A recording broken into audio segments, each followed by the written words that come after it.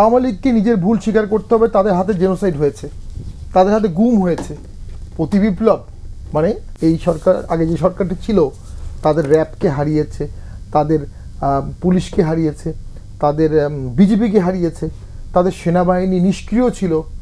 এই বিপ্লব করে যারা এখন ক্ষমতায় আছে তাদের বিরুদ্ধে একটা প্রতিবিপ্লব করবে? এত সোজা, এত ইজি, এত শেখি গভর্নমেন্ট, এত ভীত হওয়ার তো কোনো কারণ নাই। আমি মনে করি প্রতিবিপ্লবের সম্ভাবনা কখনোই উড়িয়ে দেওয়া যায় না, কিন্তু বাস্তবতার নিরিখে যেখানে সেনাবাহিনী গুলি ছোড়েনি, যেখানে 3 বাহিনী নিষ্ক্রিয় ছিল এবং প্রাইম মিনিস্টার পালিয়ে গেছেন, সেখানে এত দ্রুত প্রতিবিপ্লব হয় না। প্রতিবিপ্লব হয়েছিল 15ই আগস্টে বঙ্গবন্ধুকে হত্যার পরে, 4 নভেম্বরে হলো খালেদ মোশাররফ। এটা পিছনে কারণও আছে, কারণ তখনও 16ই আগস্ট বাংলাদেশের লার্জেস্ট দল আওয়ামী লীগ। তখন লক্ষ লক্ষ মানুষ এইরকম একটা বিপ্লবের মাধ্যমে বঙ্গবন্ধুকে পট পরিবর্তন হয়নি, মারার পরে হয়েছে।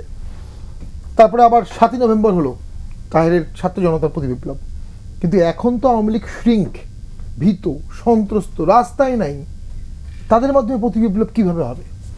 আর কি যেটা গুজবে আসছে প্রতিবেশী দেশটি, এগুলো হুমায়ুন কবির স্যার আছে, উনি জানেন এগুলো মিথিক্যাল, এত ইজি না, মানে এগুলো খুব মিথিক্যাল ব্যাপার। আর দ্বিতীয় হচ্ছে, যদি সেরকম কোনো শক্তি প্রতিবিপ্লব করার থেকেই থাকতো তাহলে শেখ হাসিনা দেশে থাকতেই তারা করতো। সেই শক্তি শেখ হাসিনা থাকতে যখন দেখায়নি, সেই শক্তি এত দ্রুত দেখাবে বলে আমার মনে হয় না। 2, একটু টেনশন হচ্ছে শেখ হাসিনার বিভিন্ন বক্তব্যে। আমি ব্যক্তিগতভাবে মনে করি আওয়ামী লীগকে পরাজয় স্বীকার করতে হবে, আওয়ামী লীগকে নিজের ভুল স্বীকার করতে হবে। তাদের হাতে জেনোসাইড হয়েছে, তাদের হাতে গুম হয়েছে, এবং একটা ক্লিন আওয়ামী লীগ এসে বলতে হবে যে তাদের অন্যায়ের দায়ভার আমরা নেব না, নতুন করে সীমিত পরিসরে আমরা দল করব। এবং আমি ব্যক্তিগতভাবে মনে করি যদি এই দলটিকে সম্পূর্ণ নির্মূল করে দেওয়ার চেষ্টা করা হয়, তারা আলটিমেটলি জামাতের মতো নির্মূল হবে না। আওয়ামী লীগ জামাতকে নির্মূল করার চেষ্টা করেছে, এখন দেখা যাচ্ছে জামাত আরও বড় পরিসরে, আরও শক্তিশালী পরিসরে আসছে। একই রকম আওয়ামী লীগের ক্ষেত্রে হতে পারে। আর এই নির্মূলের তত্ত্বে যখন এই সরকার থাকবে, তখন এই বিপ্লবের ভয়, প্রতিবিপ্লবের ভয় থাকবে। তাহলে সরকার উন্নয়ন করবে কখন? স্ট্যাবিলিটি আনবে কখন? সামনের যে চ্যালেঞ্জগুলো কথা বলছে, আমাদের এই সরকারকে পূর্ণ সমর্থন দেওয়ার প্রধান কারণ একটি হচ্ছে অর্থনৈতিক।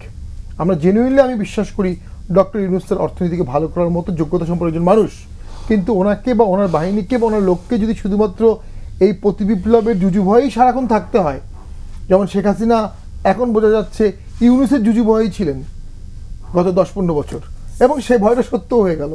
তাহলে প্রতিবিপ্লব না হতেও প্রতিবিপ্লবের ভয় দেখিয়ে যদি আপনি মাঠ দখল করতে চান, আপনি যদি মাঠে ছাত্রদের এক্সাইটেড রাখেন এবং তাদের দ্বারা যদি কন্টিনিউয়াস মানবাধিকার লঙ্ঘন হয়, তাহলে একদিন প্রতিবিপ্লব হয়েই যাবে, সেই রাখালের বাঘ ডাকার মতো। I think we lack some sorts of professionalism here. যারা রাষ্ট্র ক্ষমতায় আছে তাদের আরও সতর্ক হওয়া উচিত, এবং কোনো একটা কারণে সেনাবাহিনীর সাথে কনফিডেন্স বিল্ড আপ করে, সেনাবাহিনী আমলাতন্ত্র কোনো সরকারের বিরুদ্ধে কাজ করে না, তারা সরকারি, যে সরকার থাকবে সেই সরকারের পক্ষেই কাজ করবে। 10 to 20% ডিফারেন্স হবে, সেটিকে মেনে নিয়ে তাদেরকে কাজে লাগাতে হবে, ছাত্রদেরকে ক্লাসরুমে ফিরতে হবে।